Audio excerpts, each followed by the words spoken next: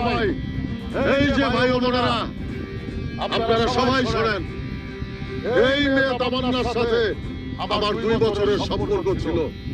এমন কিছু নাই ওর সাথে আমার হয় নাই।